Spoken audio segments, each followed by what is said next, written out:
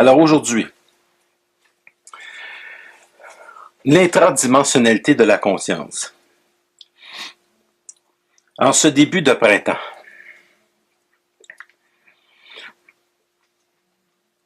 on ne peut pas parler d'un monde qui est extradimensionnel sans parler d'un monde intradimensionnel, parce que les deux sont interreliés.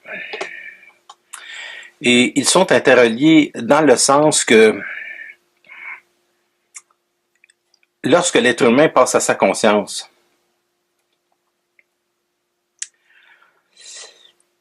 il devient plus vaste. Et parce qu'il devient plus vaste, il rencontre des plans en lui de conscience. Il rencontre des plans auxquels il n'est pas habitué. Des plans auxquels il n'est pas habitué de conceptualiser. Et des plans auxquels il n'est pas habitué de penser. Il y a des gens qui, à la suite de l'écoute de mes conférences, disent qu'ils ne peuvent plus penser de la même manière. Ben, c'est le but. Ils me disent aussi souvent que jusqu'à un certain degré que certaines personnes subissent une sorte d'isolement. C'est un peu normal. Parce que quand on pense comme tout le monde, on est jugé au premier niveau. Quand on commence à réfléchir à un autre niveau et à se sentir bien même à un autre niveau, ce qui se produit, c'est que c'est sûr que le questionnement des gens n'est pas le même. Le questionnement que les gens se posent par rapport à leur entourage, par rapport à leur famille, par rapport à leur style de vie, ce sont des choses qui changent. Et parce que justement, on passe à un autre niveau de la conscience. Le but, c'est de passer à un autre niveau de la conscience. On ne peut pas adhérer à une vie qui est plus facile, à une vie qui est plus intelligemment organisée, sans passer à un niveau de conscience qui est plus vaste. C'est le but. Et c'est ce qui permet d'accéder à une intradimensionnalité d'une conscience multiple, qui au début va créer chez l'être humain, par rapport à ce qu'il a été autrefois, ça va créer une impression de déchirure au tout début. Surtout si c'est des gens qui ont commencé à l'âge de 30 ans, 35 ans, 40 ans, et qui sont déjà très engagés dans leur vie. Ma vie a été différente, vous le savez. J'ai commencé très jeune. Donc, j'ai pas eu à affronter ce genre de problématique-là. Quoique, aujourd'hui, pour moi, il y a deux sortes de valeurs. Il y a des valeurs qui sont essentielles, puis il y a des valeurs qui ne le sont pas. Alors, j'accorde aucune importance émotive à ce qui n'est pas une valeur essentielle. Même si il y a des gens qui accordent beaucoup d'importance à certaines choses, je ne peux pas juger ce niveau-là parce que c'est un niveau auquel je ne réfléchis même pas. C'est-à-dire que je suis complètement défait de des niveaux de la famille, des niveaux d'un concept de la pensée collective. Pour moi, c'est sûr que c'est une autre dimension. Donc, lorsque l'individu se débarrasse de son inconscient, et lorsqu'il arrive même à se débarrasser de son inconscient collectif, donc qui n'appartient plus à la mémoire de sa race, qui n'appartient plus à la mémoire de sa collectivité, il gagne en liberté personnelle, individualisée. Et parce qu'il est individualisé, il possède une force centrique qui lui permet d'être à quelque part certain de son intelligence. Être certain de son intelligence, c'est-à-dire ne pas remettre en question par un réflexe automatique si vous posez un bon geste ou si c'est pas un bon geste. C'est-à-dire que posséder une centricité qui est parfaite, c'est que cette intelligence, il n'y a pas de remise en question.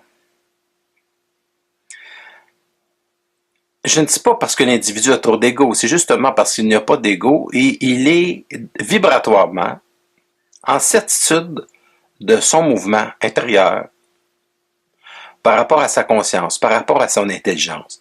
C'est-à-dire qu'il s'installe en lui une sorte de calme.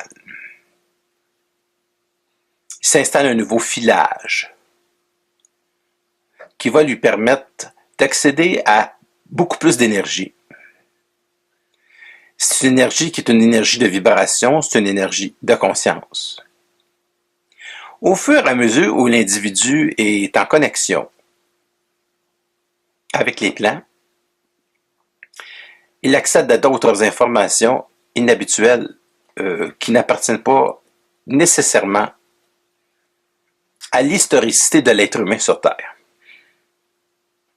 Donc, dans un premier temps, l'être humain accède à ce qu'on appelle la mémoire akashique de l'humanité. Il sait reconnaître les pièges de la mémoire akashique de l'humanité. Donc, les records akashiques, l'enregistrement de ce pourquoi l'âme est venue sur Terre. L'enregistrement d'une collectivité. Par exemple, si un individu comme moi regarde la télé et qu'il y a un accident d'avion et qu'il y a plusieurs centaines de gens qui sont tués dans cet accident, j'ai accès à ces informations qui me permettent, moi, de dédramatiser. Mais pour un individu qui n'est pas en contact avec ces plans-là, c'est une très grande tragédie qu'il va voir à la télé. Et c'est la raison pour laquelle, en général, je préfère regarder autre genre d'émissions parce que j'ai besoin de calme pour commencer. Et je ne peux pas m'identifier à l'expérience humaine de l'être humain qui est dans une conscience humaine qui ne fait pas partie des plans. Une intelligence qui fait partie des plans, c'est une intelligence qui est au niveau de l'akashique, puisque je vais commencer par l'akashique, qui est conscient de l'astrologie, qui est conscient de ce qui ne le rend pas libre, ce qui rend pas libre l'homme, ce qui rend pas libre la femme contemporaine. Donc, autrement dit, ce n'est pas nécessairement parce qu'un individu fait de la magie, c'est pas nécessairement parce qu'il parle à certaines entités qui appartiennent au plan de la Terre qu'il va être plus intelligent, qu'il va savoir des choses qui peuvent lui permettre d'éviter dans sa vie des propres catastrophes. Autrement dit, l'homme ordinaire qui a recours à la magie a recours à l'inconscient collectif de la Terre. Mais l'inconscient collectif de la Terre, c'est très petit. Ça n'a pas d'importance. L'inconscient collectif de la Terre, si vous remarquez le nombre d'étoiles qu'il y a dans l'univers, on parle d'infini. Dans notre univers, on parle d'infini. Au-delà de cet univers-là, il y a d'autres univers également, dont je parlerai dans une prochaine conférence, et qui fait en sorte que nous sommes tous interreliés. Et l'homme ordinaire a recours à la mémoire akashique. C'est-à-dire que la mémoire akashique est une mémoire qui a rapport à la Terre, à l'inconscient de la Terre. La magie, c'est l'inconscient de la Terre. La magie, c'est tout ce qui est à l'intérieur de la composante de notre système solaire. Parce que la magie est opérationnelle seulement à partir du moment où les individus tiennent compte de l'astrologie. Donc, il y a l'esprit de Saturne, de la sagesse, de la temporalité, de la mort. Donc, il y a eu un excellent film, Mélancolia, qui est relié à Saturne. Où finalement, il y a des gens qui, dans ce film, une personne, entre autres, va acquérir une certaine sagesse. Et d'autres qui ont beaucoup de difficultés. Donc, Mélancolia est un film intéressant au niveau de l'esprit saturnien. Ça vous donne un exemple. Ce n'est pas un film sur la magie, mais c'est un film sur l'historicité de la transformation de la sagesse intérieure, de ce qui est relié à la Terre, de ce qui est relié au système solaire. Ce qui est intradimensionnel et extradimensionnel, c'est tout ce qui ne fait plus partie, une fois que l'être humain est supérieur à sa propre magie. Il n'appartient plus à la mémoire non seulement de la Terre, mais il n'appartient plus à la mémoire de la symbologie akashique reliée à la magie de son astrologie. Prenez par exemple un extraterrestre qui viendrait sur Terre. Pour lui, l'historicité akashique de la Terre n'aurait aucune signification. C'est-à-dire qu'il ne pourrait pas faire des rêves qui est relié à notre historicité parce qu'il ne fait pas partie de cette histoire. Et qu'il est libre de l'historicité de la Terre. Alors, c'est un petit peu comme si vous allez en Égypte, vous allez avoir une certaine vibration au niveau de l'Égypte. Parce que vous avez de l'âme qui est rattachée aux très anciennes civilisations. Si vous allez en Israël, vous allez avoir une certaine vibration concernant la civilisation israélienne ou hébraïque, hébreu, au tout début. Vous allez ressentir quelque chose au niveau de l'âme. Si vous allez en Italie, vous allez ressentir quelque chose au niveau de l'âme également. Et parce que lorsque vous partez en voyage, l'âme collective, l'âme n'est pas indépendante de son inconscient akashique. Mais pour un extraterrestre qui n'appartient pas à ces plans-là et qui appartient à des plans autres, qui n'appartient pas à la mémoire de la Terre, il ne pourrait pas vibrer parce qu'il va à Rome, parce qu'il va en Israël ou parce qu'il va des pyramides d'Égypte, même si peut-être ils ont pu fournir à l'être humain durant une certaine période des informations télépathiques. Mais jamais les extraterrestres sont intervenus d'une manière physique dans la construction des pyramides. Ils sont intervenus d'une manière télépathique.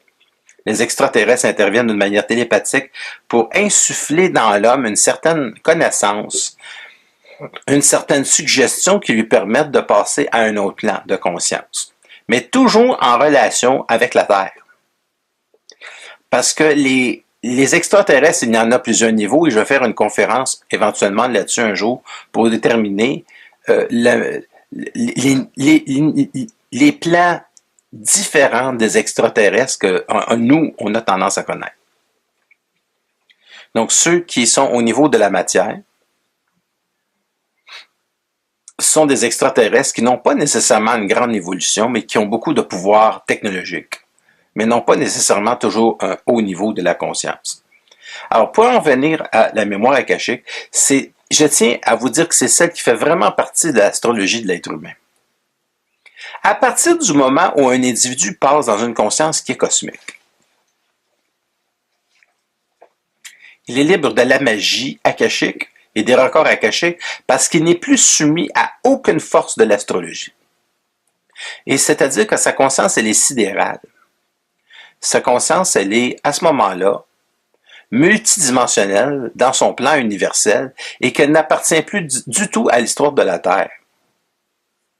Donc, vous avez des individus qui sont connectés en channeling avec des entités qui appartiennent à la Terre. Et il y en a qui sont pas nécessairement d'une grande intelligence, parce que ce sont des gens décédés et qui n'avaient pas acquis beaucoup de sagesse. Maintenant, il y en a qui sont décédés, qui peuvent avoir acquis une certaine sagesse. Et un individu qui est en contact télépathique avec des entités doit être capable de faire la différence entre ce qui est intelligent et ce qui ne l'est pas. Donc, le fait d'être en channeling, ça ne veut pas dire que c'est un channeling qui est intelligent. Le fait d'être en channeling, ça veut dire simplement qu'un individu a un contact, puis il doit déterminer avec l'âge, il doit déterminer avec le fruit si ce channeling-là, il est intelligent ou si ce n'est pas intelligent. Et ça prend un individu qui est capable de reconnaître un arbre par la qualité de ses fruits. Il y a beaucoup de gens qui sont en channeling et qui sont en contact avec des entités, même assez évoluées, et qui font partie de la mémoire de l'humanité, qui font partie de la magie de l'humanité, et tôt ou tard, ça ne rend pas l'individu nécessairement libre au niveau de ses émotions, puis au niveau de son intelligence. Il y a eu des grands mages dans le passé qui ont sur Terre fait beaucoup de magie, dont je nommerai pas les noms, et qui ont été en contact avec des plans, qui ont été en contact avec le monde de la mort, particulièrement au début du 18e siècle, début du 19e. Et il y a eu des grandes modes en Angleterre, donc des sociétés dont je nommerai pas les noms non plus, parce que je n'ai pas à les nommer, et qui ne se sont pas donné nécessairement une plus grande intelligence. C'est pas parce qu'un individu est plus spiritualisé qu'il adhère à une individualité qui lui permette de passer à cette intelligence, à cette connexion qui est extrêmement avancée sur l'évolution de l'être humain. Et quand je dis qu'elle est avancée sur l'évolution de l'être humain, je parle en termes de milliards d'années. Alors on est loin du monde de la mort. On est loin du monde de la mort rattaché à l'inconscient collectif d'une société. Et quand je dis collectif d'une société, je veux parler d'un pays spécifique. Je veux parler d'un continent. Alors, vous vous imaginez, lorsqu'un individu est libre, l'âme, le but de la conscience, c'est que l'âme ne revient plus sur Terre. Le but de l'âme, c'est de ne pas être réincarné parce que le but de la conscience, c'est de la détruire. Alors que chez les Égyptiens, le but était de l'entretenir pour qu'elle puisse revenir avec beaucoup de connaissances et beaucoup de pouvoir sur la Terre. C'est ce qu'on appelle la magie noire. Parce que c'était un pouvoir terrestre, mais ça ne permettait pas à l'individu de passer à une conscience qui était cosmique, qui était divine.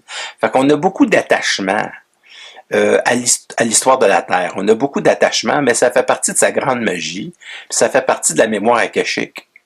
Et les entités qui régissent la mémoire akashique de l'humanité tiennent à garder un certain pouvoir sur l'homme et ne le rendent pas libre de dépasser le plan de notre système solaire parce qu'il est relié à une astrologie qui lui donne, au niveau de l'âme, une emprise, une forme qui ne rend pas l'homme libre.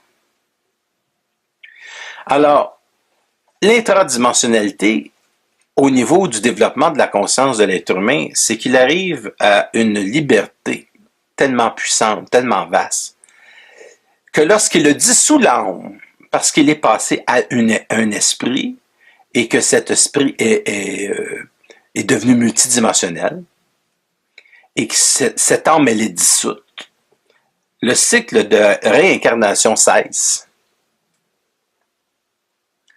Et il est poussé vers une intelligence qui est sidérale. Il est poussé vers une intelligence qui est cosmique. Et il devient une énergie pure qui n'a plus besoin de corps, qui n'a pas nécessairement besoin de la Terre. Parce que des planètes comme la Terre, dans notre univers, il y en a des centaines de milliards. Il y a des planètes qui sont très lourdes en vibration, et qui obligent l'être humain ou qui obligent un être tout court, ou des créatures tout court, d'avoir un corps. Et il y a des planètes qui sont très évoluées et qui va y avoir des corps intermédiaires. C'est-à-dire, ce sont des corps qui peuvent apparaître et qui peuvent disparaître. C'est-à-dire qu'ils ont une éthérisation du corps physique, atomique, qui permet à la fois d'être semi-matériel. Il y a des formes de vie dans l'univers qui sont liquides. Il y a des formes de vie dans l'univers qui sont gazeuses. Il y a des formes de vie dans l'univers qui n'appartiennent plus du tout au monde de ce qu'on appelle, nous, la matière, et qui est un champ de vibration d'énergie, qui n'appartient pas à un monde comme le nôtre. C'est-à-dire que ce sont des corps électrifiés. Et les corps électrifiés appartiennent à d'autres genres de planètes, qui peuvent être des géantes gazeuses, et qui peuvent vivre au niveau de l'électricité de la planète, de son système électrique. Et c'est une très grande intelligence, et ça fait partie d'une très grande communication au niveau cosmique. Il y a des intelligences qui vivent uniquement sur les étoiles. Il y a des intelligences qui vivent dans les soleils et qui peuvent communiquer télépathiquement avec d'autres soleils dans la galaxie. Donc, il y a ce qu'on appelle la dimension solaire. Nous, ce qu'on reçoit du soleil, c'est une sorte d'inspiration. Mais eux, c'est leur vie. Donc, le soleil a son entité pour l'être humain, mais le soleil a en lui-même une vie qui lui est propre, une intelligence qui lui est propre. Et les étoiles possèdent des qualités de vie extrêmement évoluées qui leur sont propres, avec lesquelles il y a une communication en esprit solaire. C'est ce que certains êtres humains appellent une initiation solaire, mais un être humain, lorsqu'il a une initiation solaire, il a une initiation qui est au niveau de son esprit. Il ne peut pas maintenir une initiation solaire trop longtemps. C'est-à-dire qu'un individu sur Terre peut avoir une initiation solaire pendant quelques minutes. Mais au-delà de quelques minutes, l'individu pourrait mourir. Parce que c'est une expérience qui est trop forte. C'est une expérience qui peut avoisiner le système nerveux de l'individu, mais c'est une intelligence que l'individu ne peut pas soutenir à cause de la constitution physique, mentale, psychologique dont il fait partie. Alors à ce moment-là, dans l'initiation solaire, l'individu accède au savoir instantané de tous les plans de sa galaxie. Ça, c'est une initiation solaire. Et il ne peut pas la maintenir pour la simple raison que s'il la maintient trop longtemps, il va brûler. Son système nerveux va se dissoudre. Et il risque de mourir. Donc, c'est quelque chose qui ne peut pas être maintenu. Toutefois, ce qui est permis à l'être humain, c'est de ressentir. Et lorsque l'individu quitte sa pensée ordinaire, sa petitesse,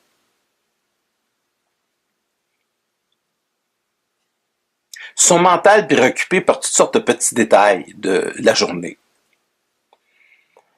automatiquement, il est en initiation.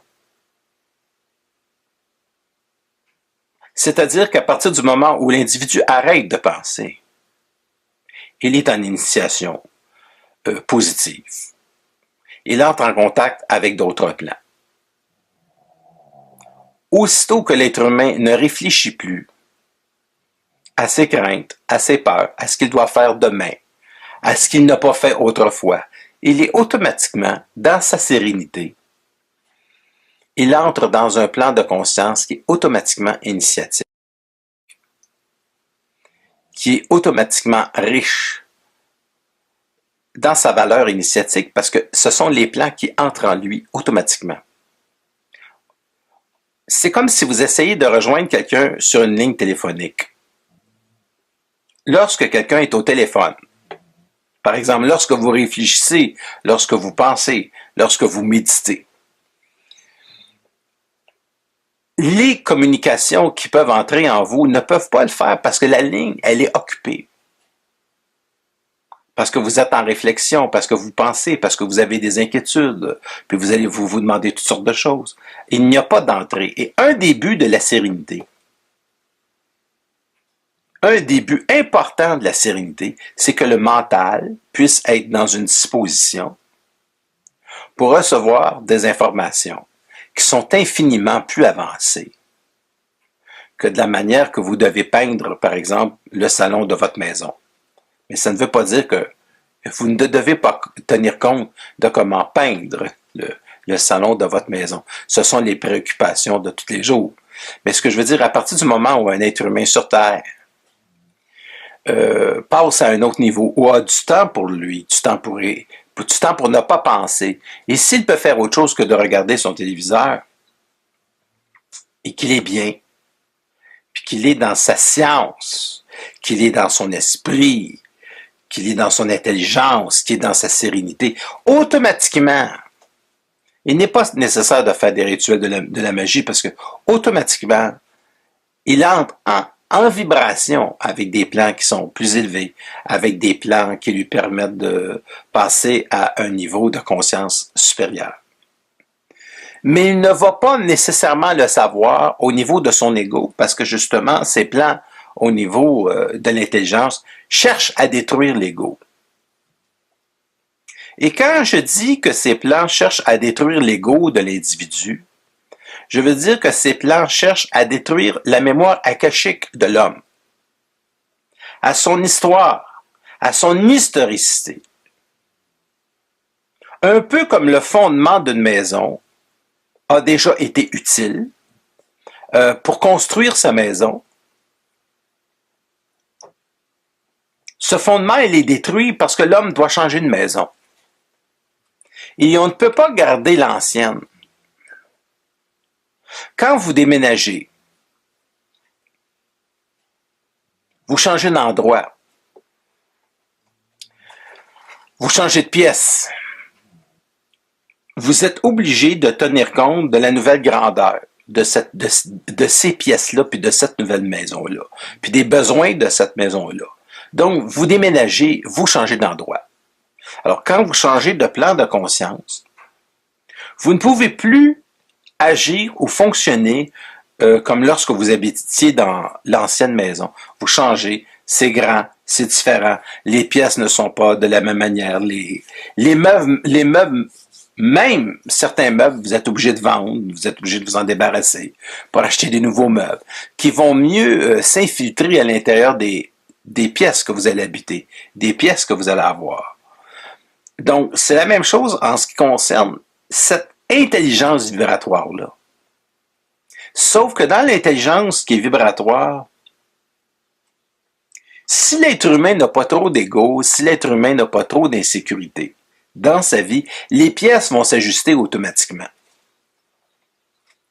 Et quand je dis que les pièces vont s'ajuster automatiquement, je veux dire que les gens vont rencontrer les gens qui vont être en vibration.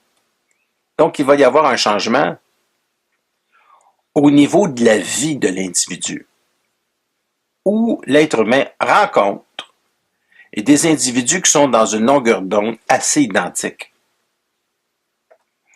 où l'individu fait des expériences de synchronicité de grande qualité. Et une expérience de synchronicité de grande qualité veut dire ceci.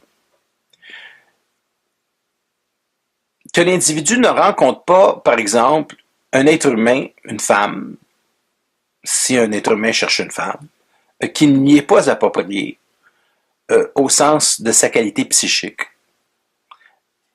mais que l'homme rencontre une femme qui lui est appropriée au niveau de sa qualité psychique.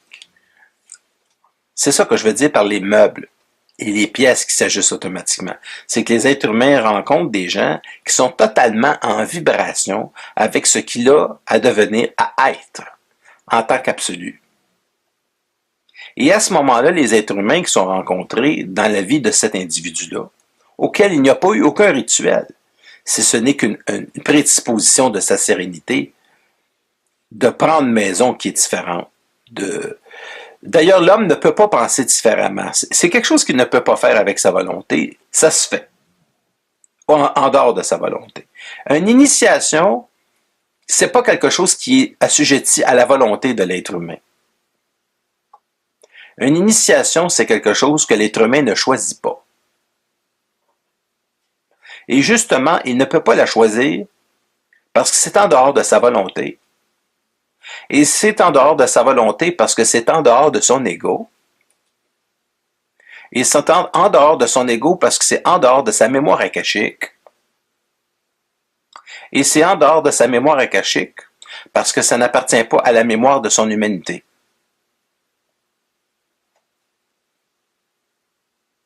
Mais que ça appartient à un autre plan qui n'a plus aucune historicité avec le plan terrestre. Donc nous savons que si l'être humain change de planète, au niveau de sa conscience, s'il avait amené son corps physique, il ne pourrait peut-être pas nécessairement survivre. Donc il est obligé de changer de corps.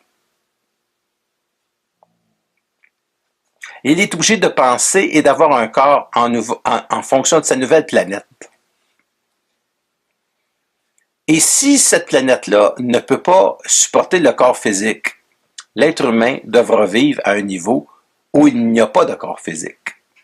Donc, pas de corps matériel. Le plan akashique veut dire que l'homme est atteint dans son corps matériel. Et c'est une des raisons pour laquelle il n'est pas libre sur Terre. Mais lorsque l'individu travaille à un autre niveau et qu'il n'a plus référence au corps, ses valeurs de se nourrir, de se loger, de se trouver des vêtements, ça n'a plus aucune importance parce qu'il vit au niveau électrique. Il y a des êtres humains sur Terre qui vivent temporairement au niveau électrique, qui ont une conscience qui est différente, qui ont ce qu'on appelle une électrification des chakras. Et déjà là, c'est très difficile de supporter une électrification des chakras. C'est très difficile de redescendre dans la réalité lorsqu'un individu vit à une telle expérience. C'est très difficile parce que ça fait partie d'une autre conscience. Ça fait partie d'un autre temps. Ça fait partie d'une autre époque. Et c'est extrêmement difficile pour l'être humain de redescendre au niveau de sa densification matérielle puis de dire je vais aller travailler demain matin.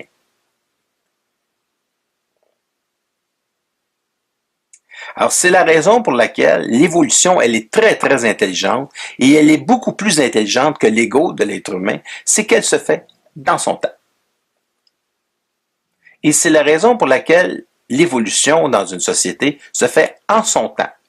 Et se faire dans son temps veut dire qu'elle est faite individuellement, à partir de la force de l'individualité de chacun des individus de passer dans son temps, dans un plan à un autre. Et ça fait partie du respect de son intelligence, ça fait partie du respect des lois cosmiques. Ça fait partie des lois de l'absolu, que cette initiation ne soit pas assujettie à sa volonté, mais qu'elle soit assujettie à une intelligence beaucoup plus grande que la sienne. Mais en attendant, c'est sûr que l'homme va avoir l'impression que ça vient de son intelligence. C'est normal, parce que l'être humain a beaucoup d'ego, a beaucoup d'âme, a beaucoup d'émotions, et c'est correct. C'est bien qu'il ait cette impression que ça fait partie de lui, ça fait partie de son cheminement. En autant que ça ne crée pas de nouvelles formes spirituelles de croyance, c'est excellent. Mais rendu à cet état, l'être humain se sent tellement bien que c'est extrêmement difficile de donner cet état de conscience ou cet état de bien-être à un être humain. Parce que c'est une expérience qui est tellement personnelle, et elle est personnelle parce qu'elle est individualisée, à un niveau qui est tellement élevé, que ça empêche l'être humain de la donner trop facilement à quelqu'un pour qu'il puisse, lui, l'autre, faire son travail dans son temps, obtenir un processus d'individualisation suffisamment puissant pour qu'il puisse, lui, c'est-à-dire l'autre, éventuellement se libérer de la mémoire akashique terrestre, gagner son individualité, son électrification des chakras. L'électrification des chakras, c'est la dernière chose d'ailleurs qui vient avant une fusion solaire. Mais il faut comprendre que l'individu qui commence à être en vibration et qui se promène sur la rue peut ressentir des sensations qui sont très étranges. Et s'il se retrouve devant un médecin, le médecin va être très embarrassé parce qu'il ne saura pas quoi faire. Quelqu'un va dire, je ressens des chaleurs, j'ai froid, je ressens toutes sortes de champs électriques au niveau de ma poitrine. On va lui passer plusieurs tests, puis on va absolument rien trouver. Et si cette personne est envoyée chez un psychiatre, on va lui donner des pilules fortes, et puis les pilules ne pourront rien faire non plus. Alors c'est la raison pour laquelle c'est mieux que ça se fasse avec une transformation qui est légère, une transformation qui n'est pas trop vite. Autrement dit, la vraie évolution, celle qui est vraiment, vraiment très intelligente, et moi je l'ai toujours demandé dans ce sens-là, j'ai toujours demandé que ce ne soit pas violent. Parce que quand je prends un contrat avec l'invisible, je regarde toujours les petites clauses. Et je regarde les petites clauses depuis que j'ai l'âge de 10 ans. Et une de ces clauses, pour moi, c'était très important de dire « Je ne veux pas acquérir de la sagesse par la souffrance ». Et choisir qu'il n'était pas habitué de cette clause-là. Mais c'est écrit en très petit. C'est une manière de dire que j'ai bien regardé le contrat avant de prendre un plan d'enseignement sur la Terre, de regarder les clauses, parce que ces clauses-là sont déjà décidées dans l'âme de l'individu. C'est des clauses qui sont comme écrites. Tu connais ta job, ce que tu as à faire sur Terre pendant un certain temps, quand est-ce que tu vas partir, puis pourquoi tu le fais. Mais c'est important de regarder les clauses, parce que si un individu ne regarde pas les clauses, ben, il va vivre des expériences mystiques, comme Jeanne d'Arc. Il va vivre des expériences mystiques, comme d'autres ont vécu des expériences mystiques qui se terminent mal. Alors, je ne veux pas terminer mal. Je veux toujours continuer bien. Fait qu'il faut regarder les clauses. Fait que ça fait partie des pouvoirs intradimensionnels qui viennent de l'extradimensionnel, qui pénètrent dans l'homme et qui transforment sa matière, qui transforment sa conscience, qui transforment son âme, qui transforment son esprit, qui transforment son ego, qui transforment sa volonté, qui transforment ses talents. Et c'est la raison qui explique que des individus, au niveau de leur cerveau, si vous me parlez d'un cerveau humain, je dirais que c'est 1000 fois plus subtil qu'une montre suisse. Dans le sens qu'un individu peut prendre un choc électrique et de commencer à développer de la voyance à un très haut niveau ou encore devenir musicien, juste avec un choc électrique. Donc c'est tellement subtil le cerveau. C'est tellement joué dans des zones infinies de l'être humain. Parce que le cerveau humain, c'est le récipient de son infini. Donc, il y a des gens qui disent qu'on n'utilise qu'une faible partie du cerveau. C'est vrai et c'est faux. Parce que l'être humain utilise toutes les parties de son cerveau. Si toutes les parties de son cerveau n'étaient pas utilisées, il y aurait une nécrose, il y aurait une mort au niveau de son cerveau. Donc, toutes les parties sont utilisées, mais ne sont pas fonctionnelles.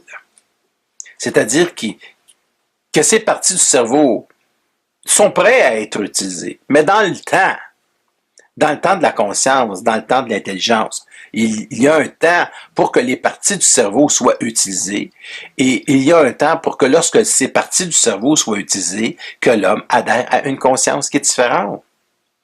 Et ces parties du cerveau qui sont utilisées, pour les réanimer, il faut que l'homme cesse de penser au niveau habituel, parce que dans les habitudes de l'homme de penser, dans ses habitudes de pensée, il a surtout tendance à utiliser seulement certains hémisphères de son cerveau, alors que toutes les autres sont disponibles. mais c'est qu'il utilise un pourcentage de neurones qui sont fixés dans le même endroit du cerveau. Un être humain qui passe à une conscience qui est différente. Quand je ne dis que l'être humain doit atteindre une sérénité, cesser de penser, cesser de réfléchir, je veux dire qu'il met son cerveau, qui est très très bien irrigué par son système sanguin, qu'il met tous ses neurones à la disposition de recevoir en lui une énergie qui est beaucoup plus grande et de la comprendre. Et quand un être humain peut comprendre son expérience, par sa conscience, par son intelligence, sans qu'il y ait d'ego, qui est une boursouflure de l'insécurité, du mental de l'individu, à ce moment-là, ça devient une expérience que l'individu peut scientifiser. C'est-à-dire qu'il peut savoir pourquoi il vit telle chose, pourquoi il vit telle chose et pourquoi il vit telle chose. Alors, il regarde dans une direction et il voit, il comprend. Il regarde dans une direction, il voit et il comprend. Il regarde dans une autre direction, il voit et il comprend. Donc, il n'y a plus de nuit dans son mental. Il n'y a plus de questionnement dans son mental. Il y a des réponses. Et c'est ça que j'entends par l'utilisation du cerveau humain, capable de recevoir les informations, capable d'avoir une télépathie avec des dauphins, capable d'avoir une télépathie avec tous les animaux de la Terre.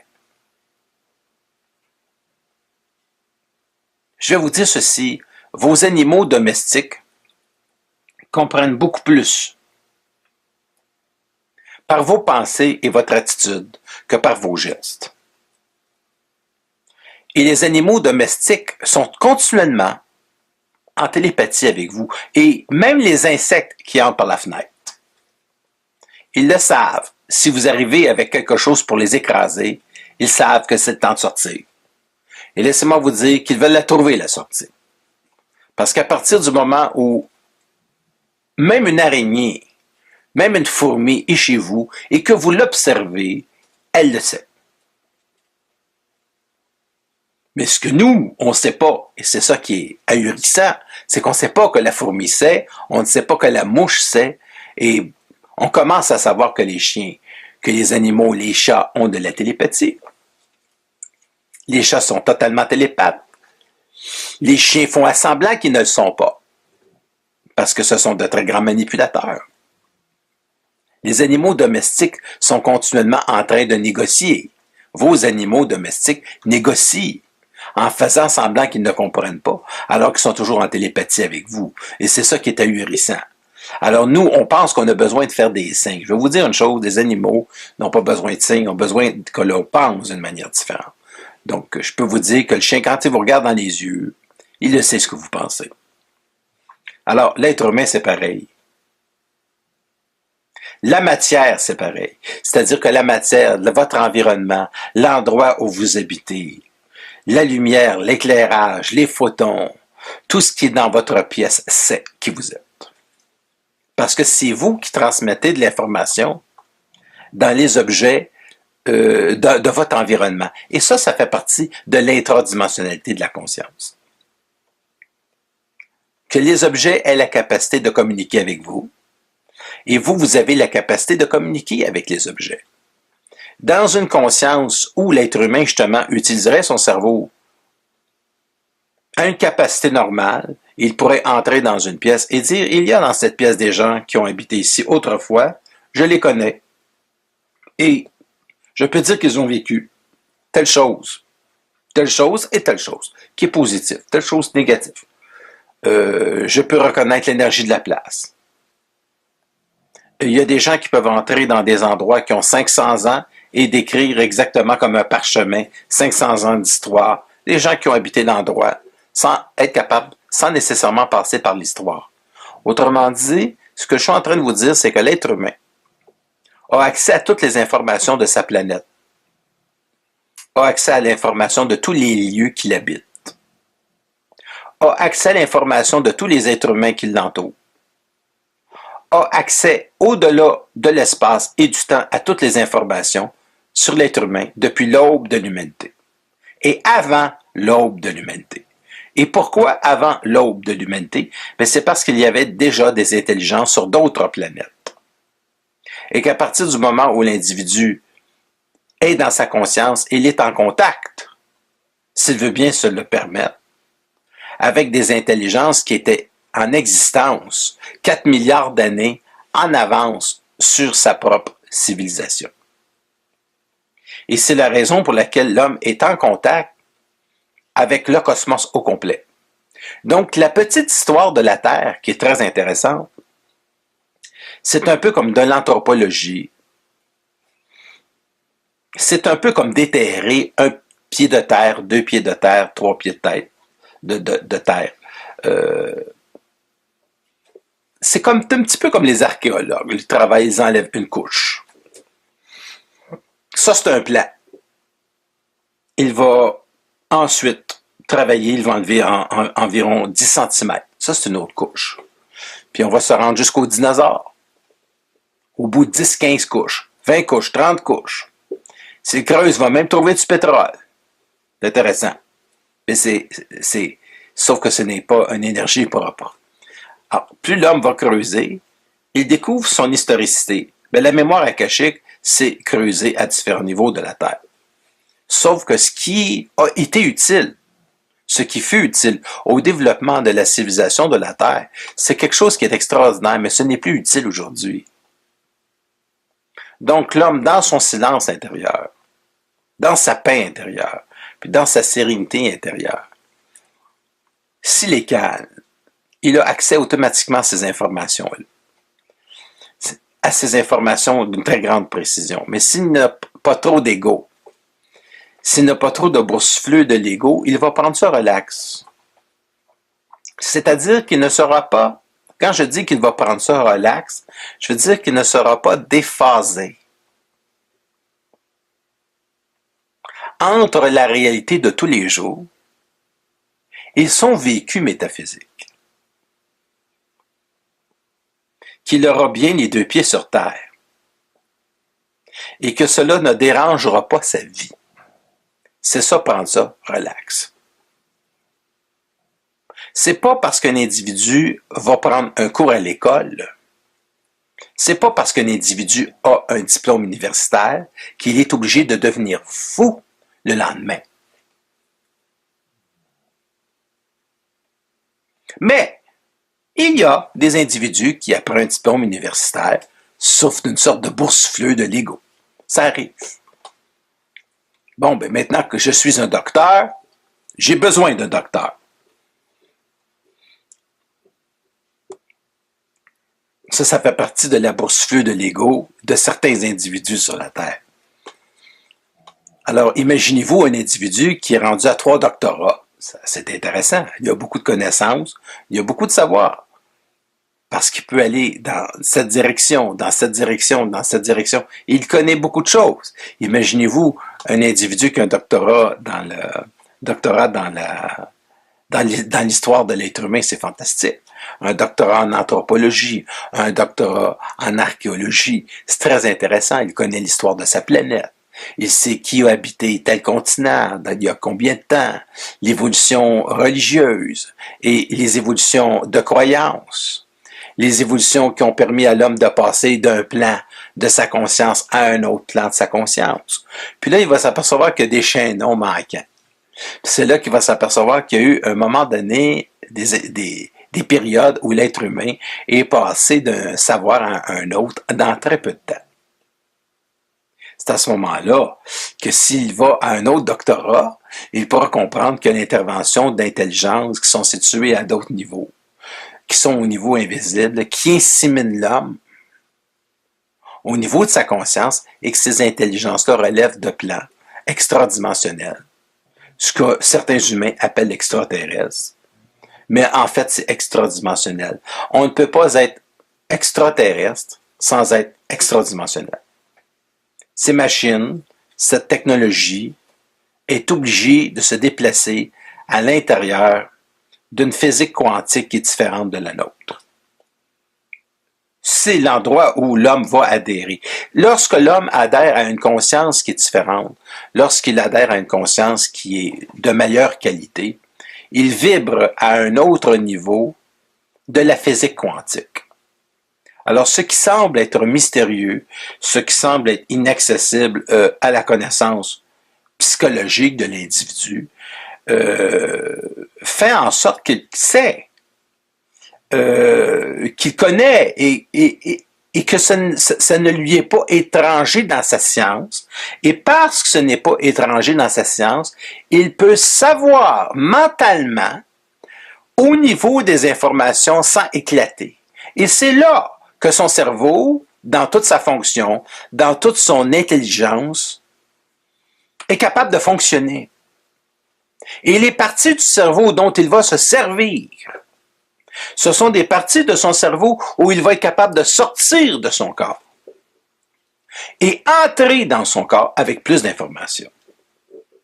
Un peu comme les abeilles butinent les fleurs pour aller chercher et transformer le tout en miel. Avec le cerveau de l'être humain, à ce moment-là, l'être humain sera capable d'entrer, d'aller butiner des informations ailleurs, de transformer ça en miel ou même en gelée royale de son esprit, puis d'être capable de revenir dans son corps avec une intelligence qui est parfaite, avec une intelligence qui est un absolu, avec une intelligence qui est incorporée sans passer par l'ego, sans utiliser la mémoire akashique de l'être humain, sans utiliser des informations qui ne sont pas utiles pour sa race, mais qui seront utiles pour lui, en lui, pour lui-même. Devenir conscient, c'est travailler en soi, pour soi-même. C'est ça, la conscience. Mais vous ne pouvez pas en parler à votre voisin. Mais l'être humain qui est bien, l'être humain qui est dans sa conscience, l'être humain qui peut faire certaines sorties hors corps, l'être humain qui peut aller butiner à des niveaux d'intelligence qui est absolument extraordinaire. Quand il revient dans son corps, il est tellement bien qu'il ne ressent pas nécessairement le besoin que l'être humain le comprenne. Il ne ressent pas ce besoin-là parce qu'il est justement trop bien. Si l'être humain, il est bien, il est bien. Si l'être humain se sent bien, c'est parfait. C'est l'être humain qui se sent pas bien, qui veut toujours que tout le monde se sente bien avec lui. Bien, le monde ne peut pas se sentir bien avec vous. Je dirais même qu'il se sent très mal avec ou sans vous, et ça ne vous concerne plus. Maintenant, vous allez me dire, est-ce que c'est une position qui est égocentrique? Je dirais simplement ceci, vous avez beaucoup plus de chances d'apporter des informations à l'être humain si vous êtes plutôt que d'être écrasé. Vous avez beaucoup plus de chances d'apporter de l'information à l'être humain si vous êtes en vibration que si vous êtes en dépression nerveuse. Fait que s'il n'y a pas d'ego, il ne devrait pas y avoir de dépression nerveuse. S'il n'y a pas d'ego et qu'il y a un excellent travail, vous devriez être capable d'entrer en contact avec ces plans-là, puis de revenir sans capoter.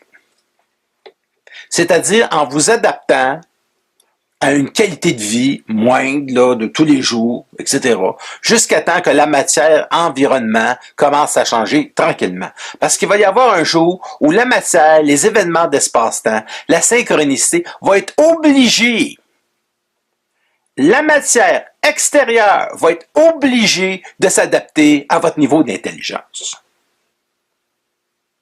La magie noire faisait en sorte que les individus voulaient par leur volonté, changer l'environnement, alors que dans l'intelligence absolue, l'environnement s'adapte à vous sans avoir recours à la mémoire akashique de l'humanité ou pharaonique de l'humanité. Et à ce moment-là, l'individu passait à un niveau de conscience qui était automatiquement supérieur, automatiquement de qualité. Alors que dans le passé, ça n'a pas été le cas. L'être humain est intervenu avec les pouvoirs de l'âme. L'être humain est intervenu avec les pouvoirs akashiques de l'humanité pour soumettre l'humanité en tant que pouvoir. Et c'est ce qui perdure aujourd'hui. Et c'est la raison pour laquelle il y a toujours des petits groupes qui ont le pouvoir. C'est parce que ce sont des individus qui ont le pouvoir sur l'âme de d'autres êtres humains. Et ce qui fait que nous vivons plus dans une société d'esclavagisme que d'intelligence. Et lorsque l'individu va passer à sa conscience, l'esclavagisme va prendre une débarque et ça va être l'intelligence qui va s'installer petit à petit. Et c'est pour ça que c'est individualisé. Et le moment de la civilisation où l'être humain a été le plus assujetti à l'esclavagisme dans tous les pays du monde entier, ça a été la période médiévale. Ça a été la période où la magie noire était à son sommet et où on a empêché les génies de passer. Maintenant que cette période est terminée, depuis le dernier siècle, les 2 derniers siècles, nous voyons à quelle vitesse, à quelle rapidité l'être humain de l'intelligence évolue. Et qu'elle évolue à une vitesse foudroyante. Particulièrement avec la venue de l'Internet, qu'elle évolue très rapidement. Alors, l'humanité telle que nous la connaissons aujourd'hui, telle que nous la pensons aujourd'hui, telle que nous la concevons aujourd'hui, sera totalement différente dans un siècle. Et elle n'aura absolument rien à voir dans 500 ans. Elle sera différente. Parce que dans 500 ans, l'homme aura atteint son immortalité depuis plusieurs siècles. Il pourra sortir de son corps, butiner dans des plans différents de la conscience, visiter des sommets de la conscience de l'humanité, et la mémoire akashique de l'humanité sera détruite depuis fort longtemps. Il n'y aura plus sur Terre de forme d'esclavagisme. Il n'y aura plus sur Terre ce que l'homme appelle aujourd'hui du travail. Ce sont des machines qui vont faire ces boulots. Nous sommes encore aux prises avec un résidu de culpabilité, de judéo-christianisme, que nous sommes obligés de faire des tâches difficiles pour arriver à s'épanouir. Alors, il y aura une remise en question de tous ces plans-là. Et ça va se faire dans une civilisation très graduellement. Et c'est pour ça que ça prend des siècles. Et c'est mieux que ça prenne des siècles que l'être humain capote et qu'il soit obligé de prendre des pilules qui sont extrêmement fortes. L'être humain est très délicat. Son cerveau humain est très délicat. L'électrification de ses chakras, c'est très délicat. Très, très délicat. Un être humain peut subir juste simplement un petit accident. Ça peut être un accident de voiture, ça peut être n'importe quoi, pour s'apercevoir à quel degré que c'est très délicat comme mécanique. Vous pouvez tomber en bas d'un escalier. Je ne dis pas que c'est quelque chose que vous devez expérimenter, mais vous allez voir que c'est très délicat comme mécanique. Parce qu'un individu qui subit un accident dans sa vie, dans une forme ou dans une autre, ne peut pas penser de la même manière. Sa pensée change. Parce qu'il a subi un choc. Et il y a beaucoup de gens qui ont développé des parties de leur cerveau à la suite d'un accident de voiture. Il y a beaucoup de gens qui sont devenus voyants à la suite d'un coup ou qu'ils ont reçu la foudre ou qui sont tombés en bas d'un escalier. Fait que vous pouvez vous imaginer à quel degré c'est délicat. Mais il y a beaucoup de gens qui ont eu des accidents et évidemment qui ont gardé des séquelles énormes et que non seulement ne peuvent pas développer de voyance, ni de facultés paranormales, mais ne sont plus du tout capables de fonctionner comme avant. Donc c'est très délicat. Et c'est la même chose lorsqu'un individu accède à des plans qui sont supérieurs de sa conscience. C'est la raison pour laquelle il est obligé de ne pas demander au plan une accélération de la conscience. Parce que si vous demandez au plan une accélération de la conscience, vous allez provoquer un accident. Et un accident, ça veut dire que l'accélération va se faire trop rapidement parce que l'ego ne se mêlera pas de ses affaires. Je vais vous donner un exemple d'ego qui ne se mêle pas de ses affaires. L'homme est passé à un autre niveau de sa conscience après la dernière guerre mondiale parce qu'il y avait, au début du siècle, des rituels magiques qui étaient faits dans les salons philosophiques. Et il y a eu la philosophie où l'homme a cherché à comprendre d'une manière mentale, d'une manière mécanique. L'homme a cherché à comprendre le fonctionnement des choses. Et il a provoqué deux chocs. Il a provoqué la Première Guerre mondiale. C'était pas un choc qui est assez puissant, parce qu'au cours de la Première Guerre mondiale, elle a été effritée à cause de la grippe espagnole, qui est une autre tentative de choc. Mais ça n'a pas fonctionné. Et finalement, Hitler est intervenu pour créer un second choc. Et l'homme a appris beaucoup de choses, mais regardez le prix.